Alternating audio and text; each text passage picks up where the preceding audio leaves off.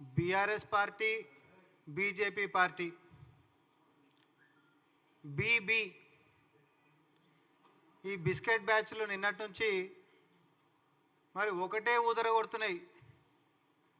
కాంగ్రెస్ ప్రభుత్వంలో సివిల్ సప్లైస్లో ఏదో అవినీతి జరిగిపోయింది, ఏదో కుంభకోణం జరిగిపోయింది, అది తొలుత మాచోళ్ళనే ఊదిర్రు, అది మేము స్వయాన మీడియా ముఖంగా మేము అందరికీ చూపెడుతున్నాం, ఇక అందరు రండి అని అంటే నిజంగానే ఏంది గంత పెద్ద పని చేసిండ్రా అని చెప్పి మీడియా వాళ్ళు మొత్తం పోయినరు. ఆడికి పోయిన తర్వాత ఛాన్స్ సేపు మాట్లాడినరు, ఒకటే కాగితాలు ఇట్లా పట్టుకుంటారు, ఇట్లా అంటారు, ఇట్లా పెడుతురు, ఇట్లా అంటారు, ఇట్లా పెడుతురు. ఇంత కదా ఆధార్ కార్డా పాన్ కార్డా అనేటటువంటిది ఎవరికి తెలుస్తలేదు. ఏంది అని అంటే ఆధారాలు అని చెప్పి చెప్తా ఉన్నారు. సివిల్ సప్లైస్కి సంబంధించినటువంటి అవినీతి జరిగింది అని మాట్లాడేదానికంటే ముంగట ఆరోపణలు, అట్లాంటి తీవ్రమైనటువంటి ఆరోపణలు చేసేదానికంటే ముంగట కనీసం అంటే కనీసం ఒక చిత్తు కాగితం అంటే ఆధారం పట్టుకొని మీడియా ముఖానికి వస్తే కనీసం మీ యొక్క గౌరవం దక్కేది. మీరు చేసినటువంటి అతిపెద్ద ఆరోపణ ఏంటిది అని అంటే సన్న బియ్యానికి సంబంధించినటువంటి కొనుగోలు మరి తెలంగాణ సర్కార్ చేసింది. దాంట్లో 1000 కోట్ల 1100 కుంభకోణం, అలా ఏదైతే పత్రిక ఉంటుందో అదైతే 1100 రాసింది. 1100 కోట్ల కుంభకోణం అని చెప్పి ఒక పార్టీ, 600 కోట్ల కుంభకోణం అని ఇంకొక పార్టీ. బొమ్మ బొరుసు లెక్క ఒకటే నాణం మీద ఒకటే, మిగతా స్క్రిప్ట్ అంతా సేమ్, అంకెలు కొంచెం మార్చుకున్నారు, కండువాల రంగులు మాత్రం మారినాయి, మిగతాదంతా సేమ్ టు సేమ్. అయితే సన్న బియ్యం ఒక్క గింజ కూడా కొననటువంటి దాన్ని పట్టుకొని మరి మీ కాడ కొనుక్కున్నారు, అవినీతి జరిగింది అని చెప్పేదానికంటే ముందా కొన్నారు అనేటటువంటిది ఒక కాగితం చూపెట్టరు అని చెప్పి మరి నిన్న గౌరవనీయులు ముఖ్యమంత్రి వర్యుల మీద కూడా ఆరోపణలు చేసిరు, అంతకంటే ముందు ప్రశ్నలు సంధించారు.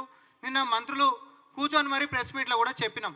ఏంటంటే శ్వేతపత్రం విడుదల చేయాలి, సిట్టింగ్ జడ్జిలతోటి విచారణ జరిపించాలి. అదేమన్నా చాక్లెటా బిస్కెటా? మీకు నచ్చినట్టు సాయంత్రం పూట కలవడ్డది, పొద్దున్న రాగానే మేము ఆరోపణలు చేస్తాం, సిట్టింగ్ జడ్జిలతోటి మాకు విచారణ జరిపించాలి అన్నీకే. నువ్వు తీసుకొచ్చినటువంటి దాంట్లో ఏమైనా తెచ్చినవా, జరిగిందేమైనా ఉందా, కనీసం ఏమైనా జరిగిందా అనేటటువంటి వాస్తవాలు ప్రజల ముందుకి రావాల్సినటువంటి అవసరం ఉంది. అసలు దీని బ్యాక్గ్రౌండ్ స్టోరీ ఒక నిమిషంలో నేను చెప్తా. తెలంగాణ రాష్ట్రం కోసం కొట్లాడుకుంటున్నప్పుడు అధికారంలోకి వస్తే నీ మన్మడైనా నా మన్మడైనా సన్న బియ్యం అదే బియ్యం తినాలి అని చెప్పినటువంటి కేసీఆర్ గారు మరి 10 సంవత్సరాలైనా కూడా ఎలగబెట్టింది ఏంటి అనంటే ఏ రోజు సన్న బియ్యం యొక్క ఊసెత్తలేదు. రేషన్ షాపులలో కానీ లేకపోతే మిడ్ డే మీల్స్కి సంబంధించినటువంటి దాంట్లో కానీ ఎవరికి పెట్టినటువంటి పాపాన పోలేదు. ఏ ఆకాంక్షలు ఏ కళలైతే కానీ మనం వచ్చినామో, ఎవరైతే ఏ పార్టీ అయితే కాంగ్రెస్ పార్టీ ప్రజల ఆకాంక్షలు నెరవేర్చాలంటే ప్రజాపాలన ఉండాలి అనంటే కాంగ్రెస్ పార్టీ వస్తేనే మనం కోరుకునే నిజాలు అవుతాయి అనేటటువంటి దాంట్లో మొదలై మరి సన్న బియ్యం అందరికీ కూడా మిడ్ డే మీల్స్ మధ్యాహ్న భోజనాల్లో అయినా, రేషన్ షాపుల్లో అయినా, లేకపోతే రెసిడెన్షియల్ కళాశాలలో అయినా అందరికీ కూడా సన్న బియ్యం ఇచ్చేటటువంటి ఉక్కు సంకల్పంతో చిత్తశుద్ధితో ముందుకు పోతున్నటువంటి ప్రక్రియలో భాగంగా టెండర్లు కాల్ఫర్ చేస్తే ఆ టెండర్లలో ఎవరైనా పార్టిసిపేట్ చేయొచ్చు. మీరు చేయొచ్చు, నేను చేయొచ్చు, ఇంకెవరైనా చేయొచ్చు. అర్హులందరూ వాళ్ళు ఎంతనైనా కోట్ చేయొచ్చు. ఇవన్నీ అడ్మినిస్ట్రేషన్ తీసుకునేటటువంటి నిర్ణయాలు. కానీ నిర్ణయం తీసుకునేటటువంటిది పొలిటికలే ఉంటుంది 100%.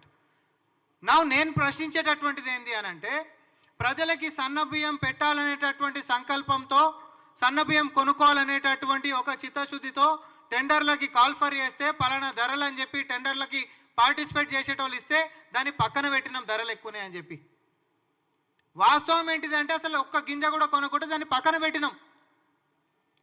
కానీ ఏదో టెండర్లు అయిపోయినట్టు టెండర్లలో కొనుక్కున్నట్టు 1000 కోట్ల కుంభకోణాలంటే దాన్ని 100 కోట్లంటే కేంద్రానికి పంపినామంట. ఇదేమన్నా బీజేపీ బీఆర్ఎస్ఆ? 1000 కోట్లు పొద్దున్న లేస్తే టిఫిన్ తిన్నట్టు తిననీకే. నేను ఓపెన్ ఛాలెంజ్ కేటీఆర్ కానీ మహేశ్వర్ రెడ్డి గారు కానీ ఒకటే అంటున్నా, ఒక్క సన్న బియ్యపు గింజ కాంగ్రెస్ పార్టీ కొన్నట్టు మీ దగ్గర ఆధారం ఉంటే రేపు సాయంత్రం 5 గంటలకల్లా అమరవీరుల స్తూపం కాడికి తీసుకొని మీరు రావాలి.